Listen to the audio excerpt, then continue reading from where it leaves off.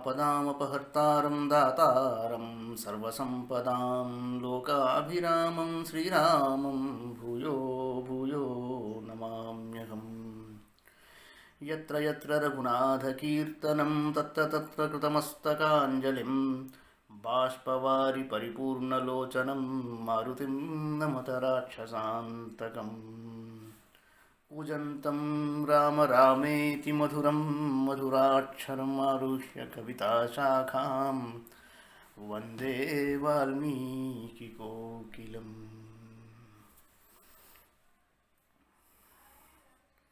అందరికీ గురు పూర్ణిమ శుభాకాంక్షలు. భాగవత రామాయణ గీతాది శృతి శాస్త్ర పురాణపు మర్మములన్ శివాది షణ్మతముల గూఢములన్ ముప్పది ముక్కోటి సురాంతరంగముల భావముల నిరిగి భావరాగలయాది సౌఖ్యముచే చిరాయువుల్ కలిగి నిరవధి సుఖాత్ములై త్యాగరాజాప్తులైన వారెందరో మహానుభావులు. అందరికీ వందనములు.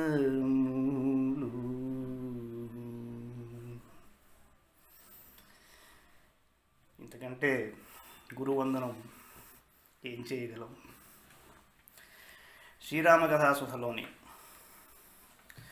వాల్మీకి రామాయణంలోని యుద్ధకాండలో 22వ సర్గలో ఉన్నాము.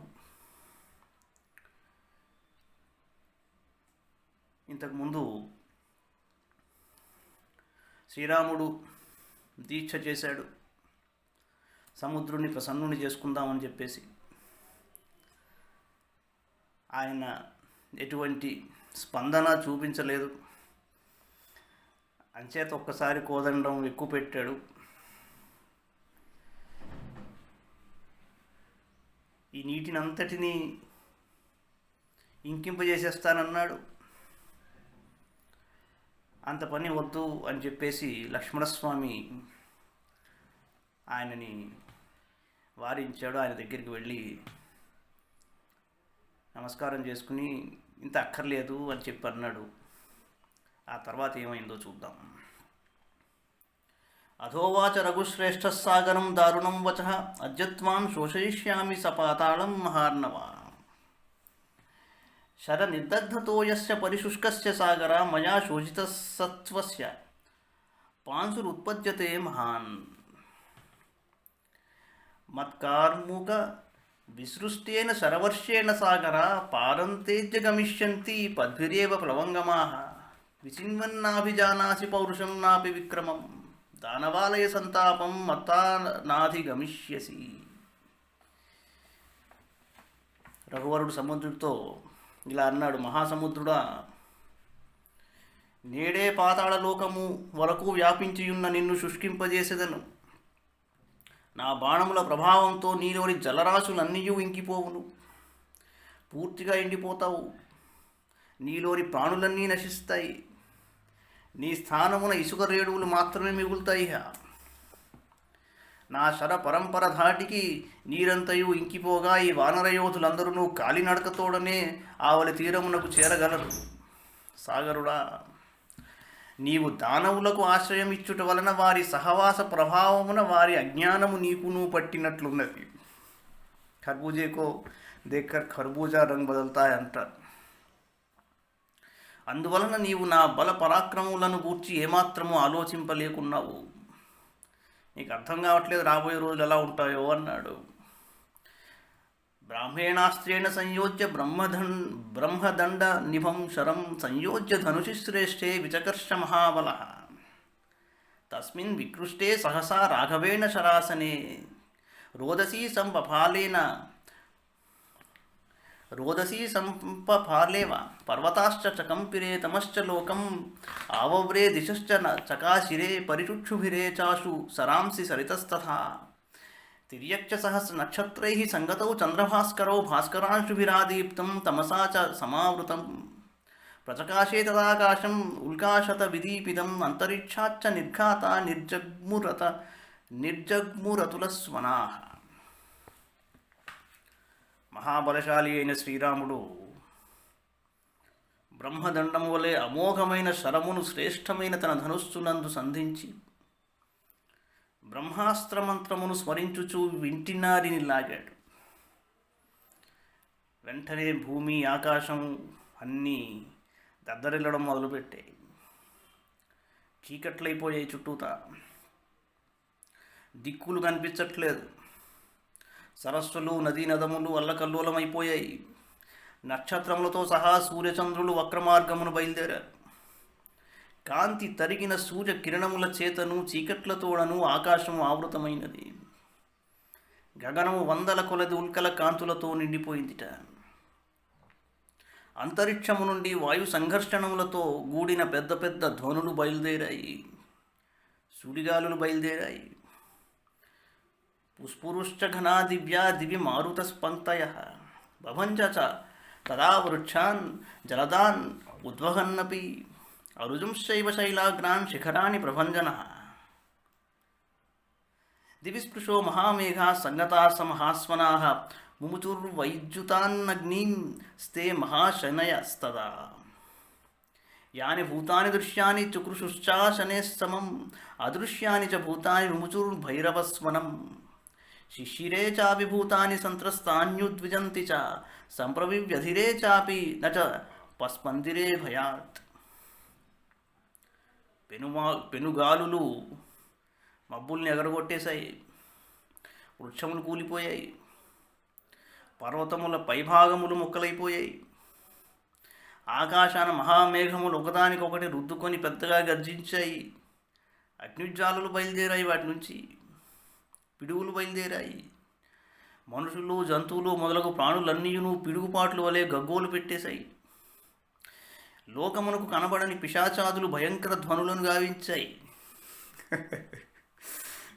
లోకాలకు కనిపించవు అవి, కానీ ఇలాంటప్పుడు కాల్ చేస్తాయి. వాటికి భయమే. భయాందోళనలకు లోనైన కొన్ని ప్రాణులు భూమిపై పడిపోయాయి.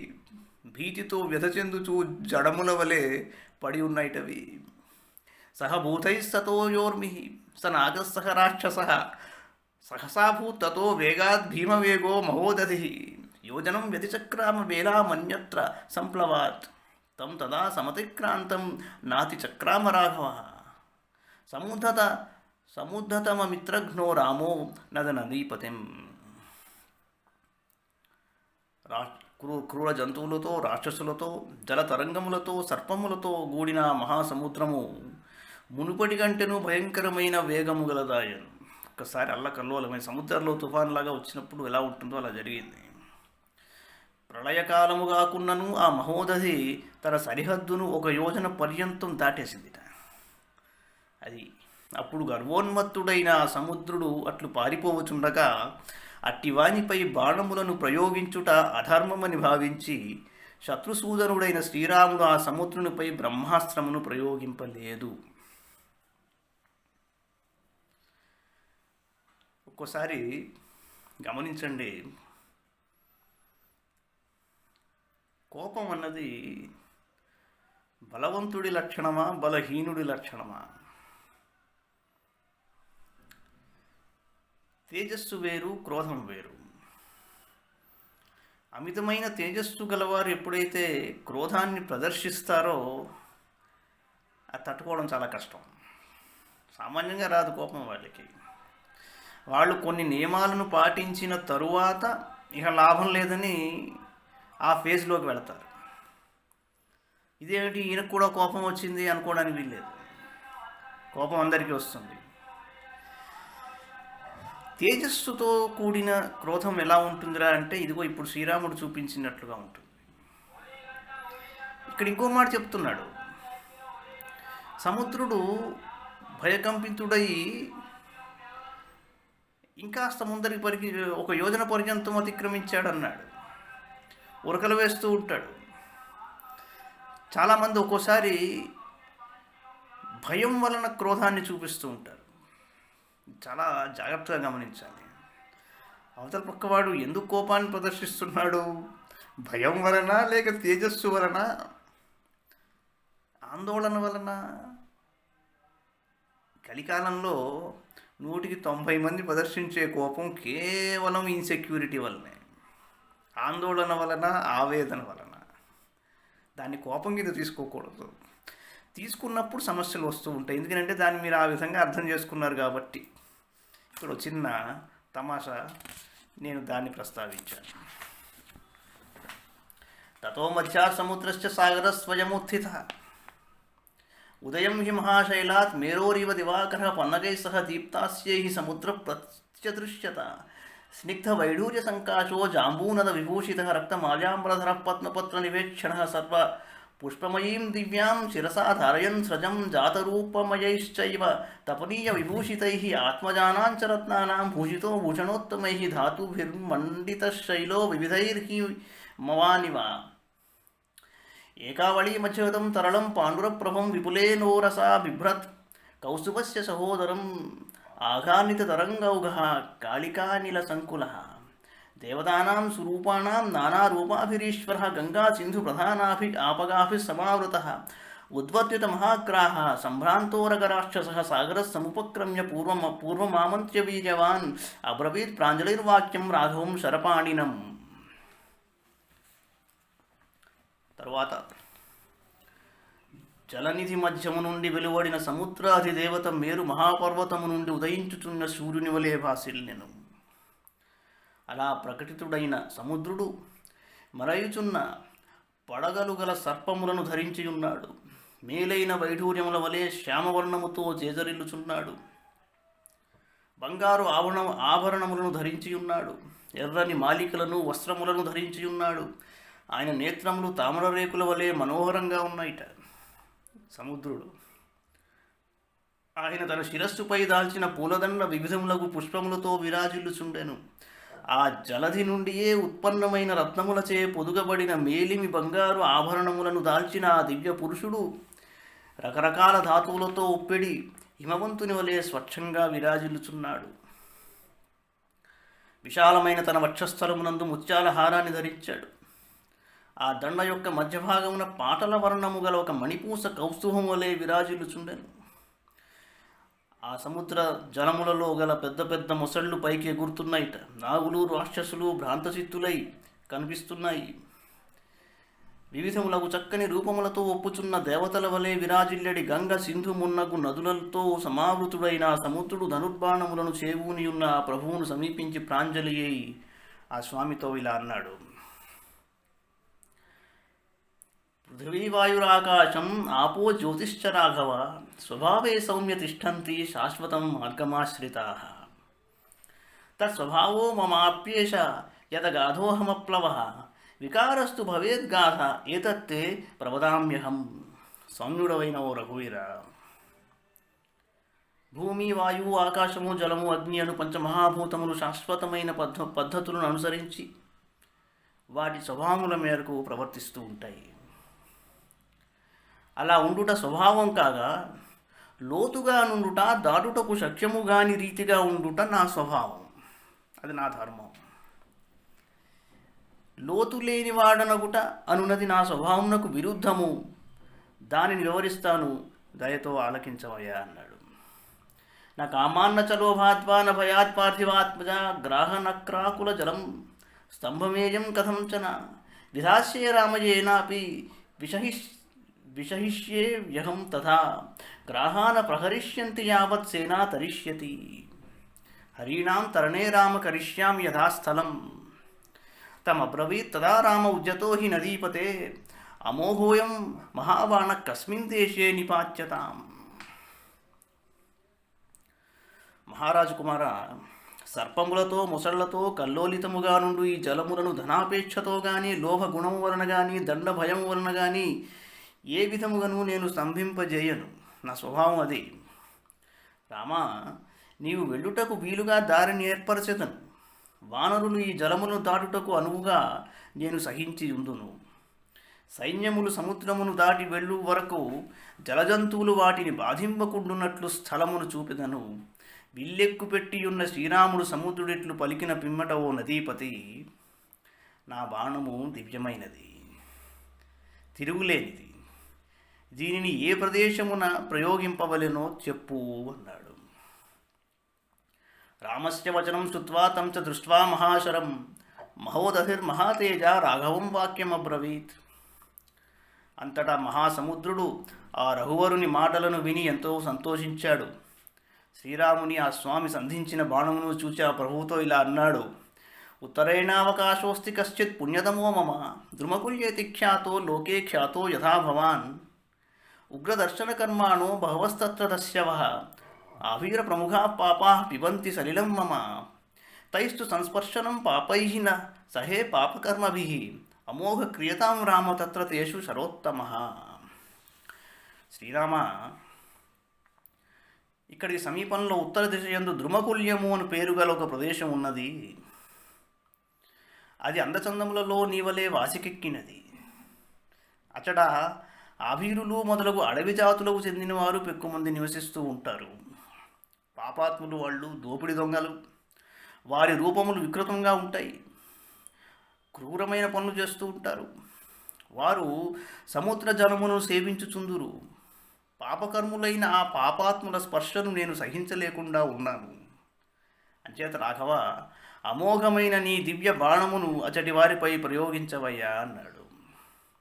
తస్య తద్వచనం శ్రుత్వా సాగరస్య స రాఘవ ముమోచతం శరం తీప్తం వీరస్సాగర దర్శనాత్ తేన తన్మరుకాంతారం పృథివ్యాం ఖలు విశ్రుతం నిపాతిత శరో యత్ర దీప్తాశని సమప్రభః ననాద చ తదా తత్ర వసుధా శల్యపీడిత తస్మాద్ వ్రణం ముఖాత్ తోయం ఉత్పపాత రసాతలాత్ స బభూవ తదా కూపో వ్రణ ఇత్యభివిశ్రుతః సతతం చోత్థితం తోయం సముద్రస్యేవ దృశ్యతే.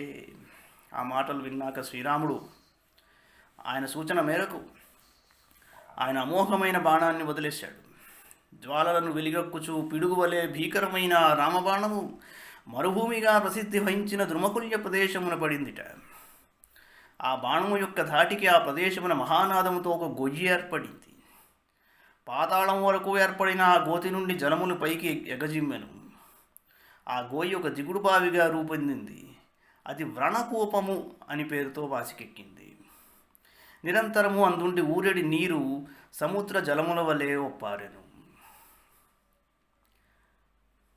అవధారణ శబ్దశ్చ దారుణః సమపద్యత తస్మాత్ తద్బాణపాతేన త్వపః కుక్షిష్వశోషయత్ విఖ్యాతం దిశు లోకేషు మరుకాంతారమేవ తత్ శోషయిత్వా దదత్ కుక్షిం రామో దశరథాత్మజః వరం తస్మై దదౌ విద్వాన్ మరవే మరవిక్రమః పశవ్యశ్చాల్పరోగశ్చ ఫలమూలరసాయుతః బహుస్నేహో బహుక్షీర సుగంధిర్వివిధౌషధః. రామబాణము ద్రుమకుల్య ప్రదేశమును చీల్చున్నప్పుడు ఒక దారుణమైన ధ్వని వినిపించింది. శ్రీరాముడు ఆ బాణమును ప్రయోగించి అతడి జలాశయముల యందలి నీటిని శుష్కింపజేసెను. అప్పటి నుండి ఆ ప్రదేశము మరుకాంతారముగా ముల్లోకములలో ప్రసిద్ధికెక్కింది. సముద్రమునకు కుక్షిగా ఉన్న ఆ మరుకాంతారమును శుష్కింపజేసిన పిమ్మట సర్వజ్ఞుడు దివ్య పరాక్రమశాలి అయిన శ్రీరాముడు ఆ భూమికి ఒక వరాన్ని ప్రసాదించాడు. ఈ ప్రదేశమున పశువులకు ఇష్టమైన పచ్చిక బయళ్ళు సమృద్ధిగా ఉంటాయి. రోగబాధలుండవు. కందమూల ఫలములను తేనె మొదలగు రసపదార్థములను కొల్లలుగా దొరుకును అన్నాడు.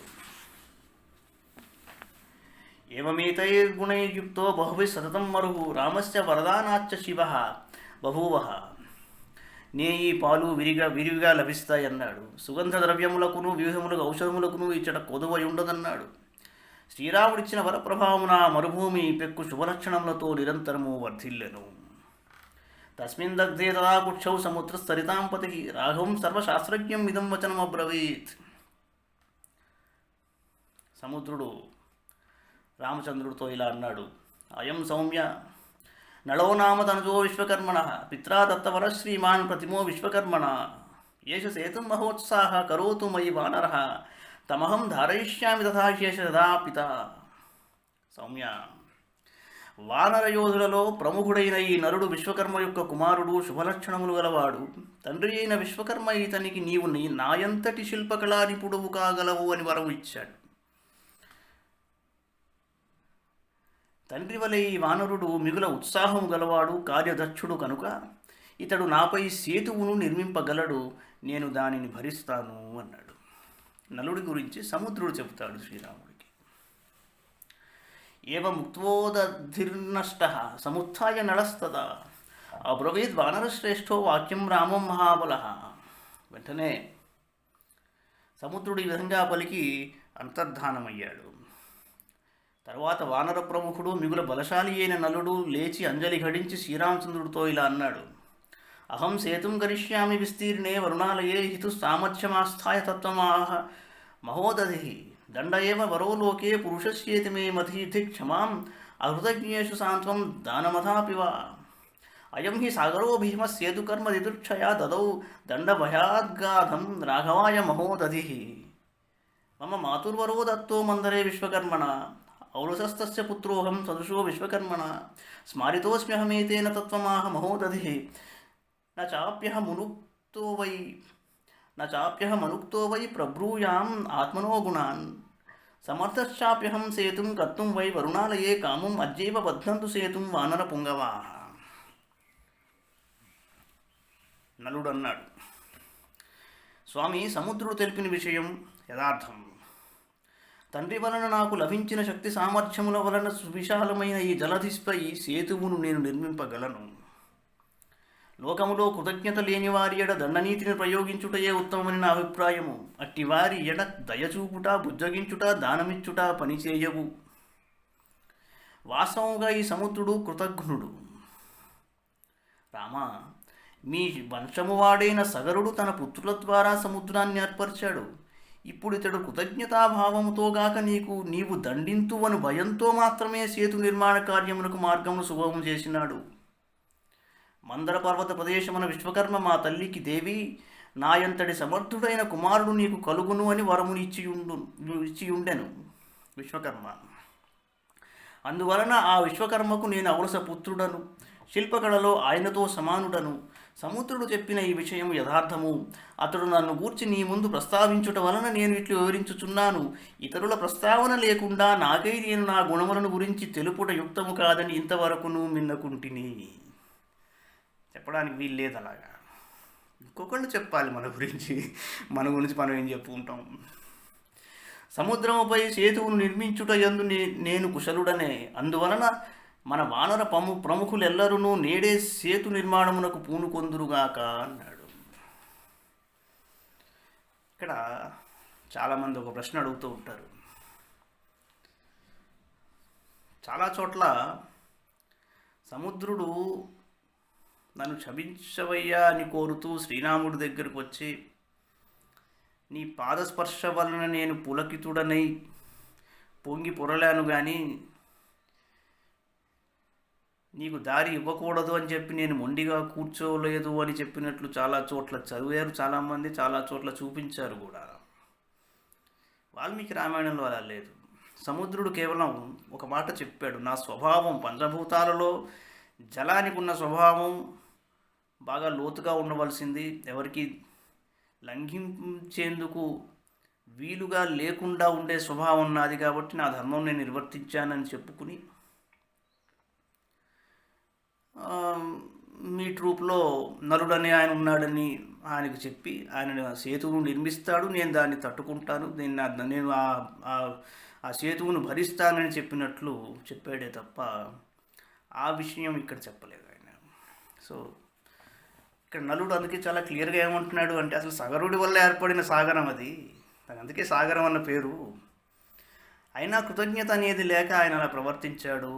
అంటే దండన నువ్వు శిక్షిస్తావు, దండిస్తావు అనే భయంతో వచ్చాడే కానీ అతనిలో కృతజ్ఞతాభావం లేదు అని నలుడు తెలిచాడు ఇక్కడ.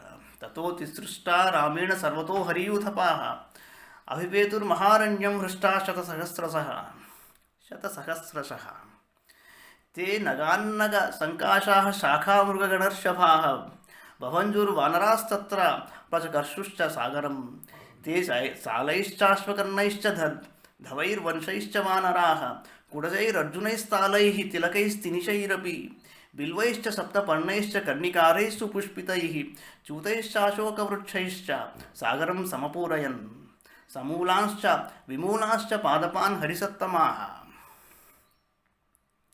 ఇంద్రకేతూ నిబోద్యమ్య ప్రజఘృర్హరయస్తరూన్ తాళాన్ దాడిమగుల్మాశ్చ నారికేళాన్ విభీతకాన్ వకుళాన్ ఖదిరాన్ నింబాన్ సమాజఘృః సమంతతః హస్తి మాత్రాన్ మహాకాయాః పాషాణాశ్చ మహాబలాః పర్వతాశ్చ సముత్పాట్య యంత్రైః పరివహంతి చ ప్రక్షిప్యమాణైరచలైः సహసా జలముద్ధతం సముత్పతితమాకాశం ఉపాసర్పత్తతస్తతః సముద్రం శోభయామాసు వానరాశ్చ సమంతతః సూత్రాన్యన్యే ప్రగృహ్ణంతి వ్యాయతం శతయోజనం నళశ్చక్రే మహాసేతుం మధ్యే నదనదీపతేః స తథా క్రియతే సేతు వానరైర్ఘోరకర్మభిः దండానన్యే ప్రగృహ్ణంతి విచిన్వంతి తథా పరే వానరా శతశస్తత్ర రామస్యాజ్ఞాపురస్సరాः మేఘావైః పర్వతాగ్రైశ్చ తృణైః కాష్టైర్బబంధిరే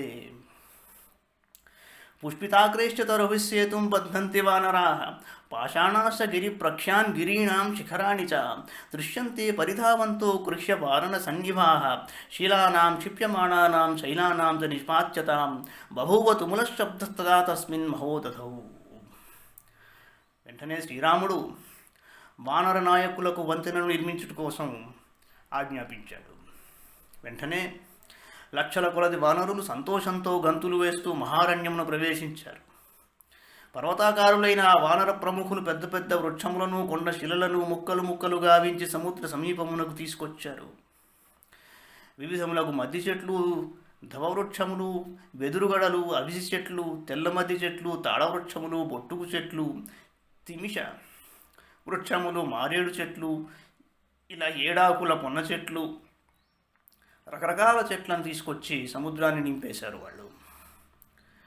తర్వాత తాటి చెట్లు, దానిమ్మ పొదలు, కొబ్బరి చెట్లు, తాండ్ర చెట్లు రకరకాలు తీసుకొచ్చారు. మహాకాయులు, మిక్కిలి బలశాలులు అయిన కపివరులు మదపుటేనుగుల ప్రమాణములోనున్న శిలలను, పర్వతములను పెగలించుకొని యంత్రముల మీద సముద్రము కడకు తీసుకొని వచ్చారు అన్నాడు. సముద్రమునందు పర్వతాదులను పడివేయుట వలన వెంటనే అందలి జలములు ఆకాశమును తాకునంతగా పైకెగిరి మరల కిందపడి నలుదిక్కుల యందును వ్యాపించాయి. వానరులు అంతటను కొండలు మొదలగు వాటిని విసిరివేయుట వలన సముద్ర జలములు అల్లకల్లోలములైనవి. కొందరు కపివరులు 100 యోజనముల పొడవు గల కొలతదారములను చేతబట్టారు. నలుడు సముద్ర మధ్యమున సేతువును నిర్మించుటకు పూనుకున్నాడు. ఆయన యొక్క నిర్మాణ కార్యక్రమమునకు అనుగుణముగా వానరులు అందరూ పర్వతాదులను తీసుకొని వచ్చుచూ ఆయనకు సహకరిస్తూ ఉన్నారు. కొందరు కపివరులు కొలతబద్దలను పట్టుకొనుచున్నారు. మరికొందరు నలుడు నిర్మించుచున్న నిర్మాణములపై కొండ శిలలను పేర్చుచున్నారు. మేఘముల వలె, పర్వతముల వలె మహోన్నతులైన వందల కొలది వానరులు సేతు భాగముల యందు కర్రలను ఉంచి వాటిని తృణములతో కట్టివేయుచున్నారు. The first bridge ever in history. ఇంకను ఆ వానరులు సేతు నిర్మాణమున బాగుగా పుష్పించిన వృక్షములను కూడా ఉపయోగించుచున్నారు. మదపుటేనుగుల వలె దృఢకాయులైన వానరులు కొండల వంటి పెద్ద పెద్ద బండలను, గిరి శిఖరములను మోసుకొని వచ్చుచూ పరుగులు తీస్తూ కనిపించారు. ఆ సముద్రమునందు మహాశిలలను, పెద్ద పెద్ద కొండలను విసిరివేయునప్పుడు చెవులు దిమ్మెక్కునంతగా సంకుల ధ్వనులు ఏర్పడెను. కృతాని ప్రథమేనాజ్ఞాయోజనాని 14 ప్రహృష్టైర్గజ సంకాశైః త్వరమాణైః ప్లవంగమైః ద్వితీయేన తథా చాజ్ఞాయోజనాని 20 కృతాని ప్లవగైస్తూర్ణం భీమకాయైర్మహాబలైః అహ్నా తృతీయేన తథా యోజనాని కృతాని చ త్వరమాణైర్మహాకాయైః 21 చ చతుర్థేన తథా చాజ్ఞా 22 చ యోజనాని మహావేగైః కృతాని త్వరితైస్తుతైః పంచమేన తథా చాజ్ఞా ప్లవగైశ్క్షిప్రకారిభిః యోజనాని 23 సువేలం అధికృత్య వై స వానరవర శ్రీమాన్ విశ్వకర్మాత్మజో బలి బబంధ సాగరే సేతుం యథా చాస్య పితా తథా స నళేన కృతః సేతుః సాగరే మకరాలయే శుశుభే సుభగ శ్రీమాన్ స్వాతీపథ ఇవాంబరే తతో దేవాస్య గంధర్వాః సిద్ధాశ్చ పరమర్షయః ఆగమ్య గగనే తస్థు ద్రష్టు కామాస్తదద్భుతం. చాలా అద్భుతంగా ఉన్నది ఆ దృశ్యం. మహాగజముల వలె దృఢగాత్రులైన వానరులు ఉత్సాహంతో త్వరగా నిర్మాణమున పాల్గొనుచున్నారు. మొదటి నాడు వారి కృషితో 14 యోజనముల మేరకు సేతువు నిర్మింపబడెను. తరువాత బలశాలులు, మహాకాయులు అయిన కపివరులు రెండవ నాడు 20 యోజనముల దూరం సేతువును నిర్మించారు. చక్కని శక్తి సామర్థ్యములు గల ఆ వానరులు త్వరగా కృషి చేయుచు 3వ రోజున 21 యోజనముల సేతును నిర్మించిరి. ఒక్కొక్క రోజు కొంత పెరుగుతూ వెళ్ళింది. మిగుల వేగముగా సాగిపోగల ఆ కపివరులు త్వరగా కృషి సల్పి 4వ నాడు ఇంకను 22 యోజనముల దూరము సేతు నిర్మాణము గావించారు. శీఘ్రంగా పనిచేయుటలో సమర్థులైన ఆ వానరోత్తములు 5వ నాడు ఇంకనూ మిగిలి ఉన్న 23 యోజనముల దూరాన్ని సేతును నిర్మించి సువేల పర్వతమునకు చేరారు. 5 రోజుల్లో పూర్తయింది బ్రిడ్జ్. మొసళ్ళు మొదలగు జలజంతువులకు నిలయమైన ఆ సముద్రముపై నలుడు నిర్మించిన సేతువు మిగుల సుందరంగా రూపొందిన. చూడ్డానికి ఎంతో అందంగా ఉంది అది. అది ఆకాశమున స్వాతి పథం వలె దర్శనీయముగా నుండెను. ఆ సమయమున అద్భుతమైన ఆ వంతెనను చూడగోరి దేవతలు, గంధర్వులు, సిద్ధులు, మహర్షులు మున్నగువారు ఎల్లరూ వచ్చి ఆకాశంలో నిలబడ్డారుట. అద్భుతమైన కార్యం, మరి సామాన్యమైనదా?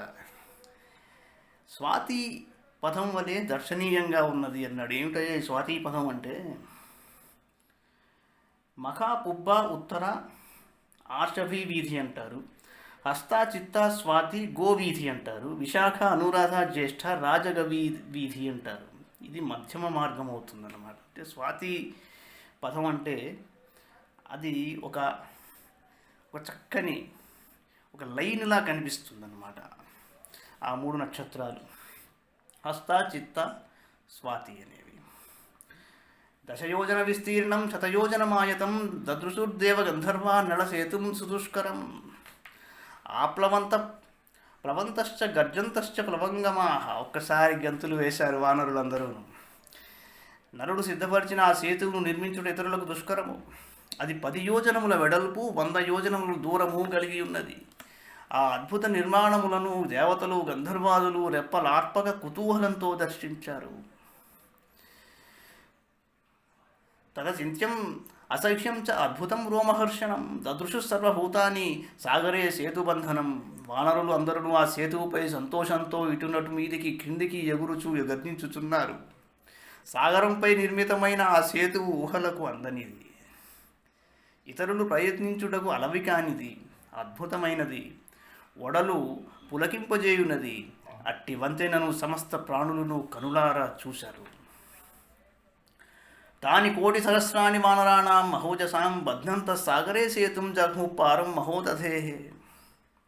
మహాబలశాలురైన కోట్ల కొలది వానర సైన్యములు సాగరంపై సేతువును నిర్మించుచునే ఆ మహాసముద్రము యొక్క ఆవలి తీరమునకు చేరుటకై ముందుకు సాగిపోయారు. వాడి ఉత్సాహం అలా ఉన్నది. ఎక్కడా శ్రమ అనేది వాళ్ళేం చూపించట్లేదు. విశాల సుకృత శ్రీమాన్ సుభూమిస్సు సమాహిత అశోభత మహాసేతు సీమంత ఇవ సాగరే తతః పారే సముద్రస్య గదా పాణిర్విభీషణ పరేషాం అభిఘాతార్థం అతిష్ఠత్ సచివైః సహ. ఆ సేతు విశాలంగా దృఢంగా నిర్మింపబడినది. మిట్ట పల్లములు లేక సమతలము కలిగి ఉన్న ఆ వంతెన శోభలు అపూర్వములు. అది సముద్రమునకు పాపట వల్లే శోభిల్లుచుండెను. సముద్రం మధ్యలోంచి పాపిడిలాగా ఉందిట. అంతటా విభీషణుడు గదాపాణి సచివులతో కూడా సముద్రము యొక్క ఆవలి తీరమునకు చేరెను. ఒకవేళ శత్రుపక్షం వారు సేతువును భగ్నమునర్చుటకై వచ్చినచో వారిని ఎదిరించి దెబ్బతీయుటకి అతడు సిద్ధంగానున్నాడు. War management. ఇక్కడ సేతు అనేది నిర్మింపబడిందని అవతల పక్క వాళ్ళకి తెలిసిపోతుంది కాబట్టి దాన్ని పడగొట్టే ప్రయత్నం చేస్తారు. కాబట్టి విభీషణుడు ముందర వెళ్ళాడు అక్కడికి. సుగ్రీవస్తు తతః ప్రాహరామం సత్యపరాక్రమం హనుమంతం త్వమారోహ అంగదం చాపి లక్ష్మణ. అయం హి విపులో వీర సాగరో మకరాలయ వైహాయసౌ యువామేతౌ వానరౌ తారయిష్యతః. పిమ్మట సుగ్రీవుడు సత్యసంధుడైన శ్రీరామునకు ఇట్లు విన్నవించెను. రఘువీర, నీవు హనుమంతుని భుజములపై ఆరోహింపుము. లక్ష్మణుడు అంగదుని భుజములపై మీ మీద కూర్చుంటాడు. అపారమైన ఈ సాగరము మొసళ్లతో నిండి ఉన్నది కనుక ఈ 2 వానరోత్తములు తమ భుజములపై మీ ఇద్దరిని చేర్చుకొని మేము ఆకాశ మార్గమున ఆవలి తీరమునకు తీసుకొని వెళతారు అన్నాడు. అగ్రతస్తస్య సైన్యశ్చ శ్రీమాన్ రామశ్చ లక్ష్మణః జగామ ధన్వీ ధర్మాత్మా సుగ్రీవేణ సమన్వితః. అన్యే మధ్యేన గచ్చంతి పార్శ్వతోన్యే ప్లవంగమాః సలిలే ప్రపతంత్యన్యే మార్గమన్యేన లేభిరే. కేచిత్ వైహాయసగతాః సుపర్ణా ఇవ సుపుప్లువుః ఘోషేణ మహతా తస్య సింధోర్ఘోషం సముచ్ఛ్రితం భీమమంతర్దధే భీమా తరంతి హరివాహిని.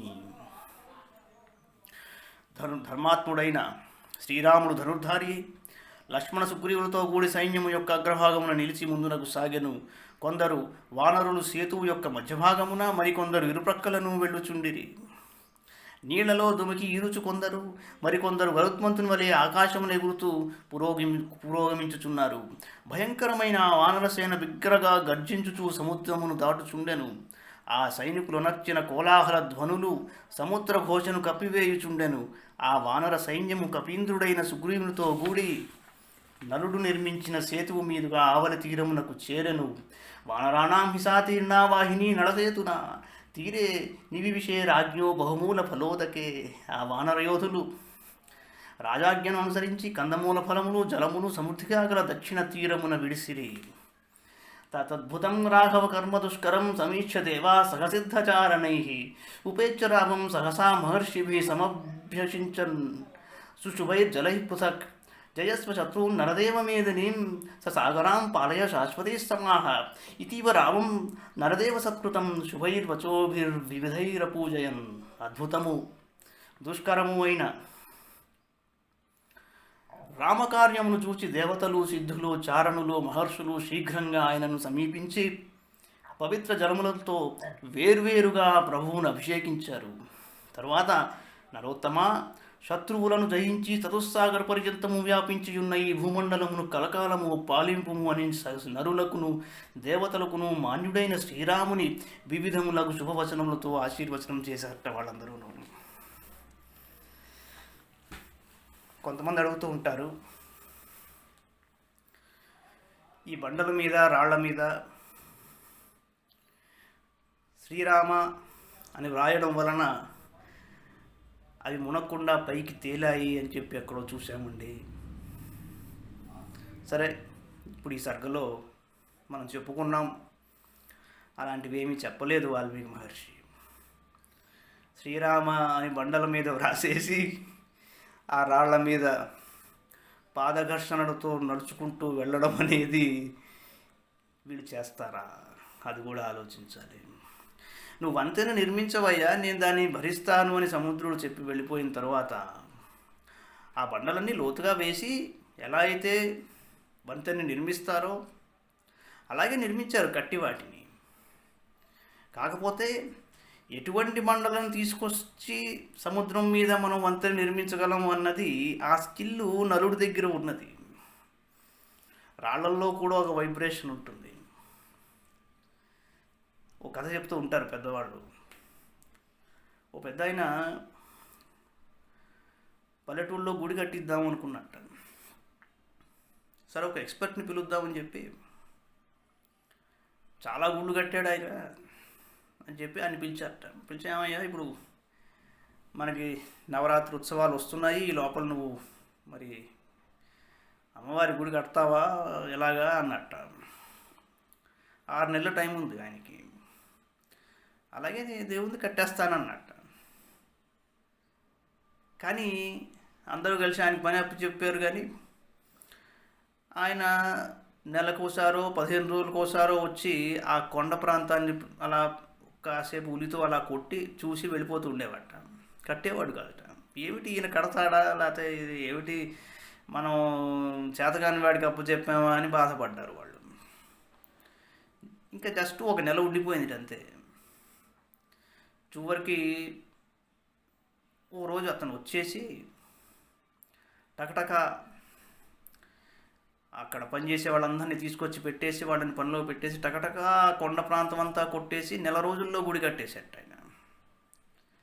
ఏంటయ్యా నువ్వు ఇంతసేపు ఎందుకు ఆగావు, ఇంత పనితనం ఉంది నీ దగ్గర అంటే అప్పుడు ఆయన చెప్పాట, ఏవండి రాళ్ళని ప్రేమిస్తాం మేము, రాళ్లల్లో ఉన్న వైబ్రేషన్స్ మాకు తెలుసు, ఏ టైంలో అవి మెత్తపడతాయో మాకు తెలుసు, కాబట్టి అవి కొట్టి చూసుకుంటూ వెళతాము. బాగా గట్టిగా ఉన్నప్పుడు వాటిని కొట్టుతూ కూర్చోవడం అది పిచ్చితనం. అది అంచేత అవి బాగా మృదువుగా తయారయ్యేటప్పుడు వాటిని కొట్టేసి చక్కగా మేము శిల్పాలని ఈ గుడిని నిర్మించాము అన్నట్టు. అంచేత ఏంటంటే ఇంజనీర్కి తెలుసు అక్కడ ఉన్న విషయం ఏమిటో, ఆ రాళ్ళ గురించి తెలియాలంటే వాడు చెప్పాలి.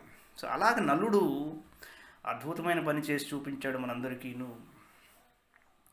చాగయ్య అంటాడు, నీరజాక్షికై నీరధీ గట్టిన నీ కీర్తిని విన్నానురా అంటాడు. అలాగే అద్భుతమైన కీర్తి ప్రతిష్టలు సంపాదించాడు శ్రీరామచంద్రుడు.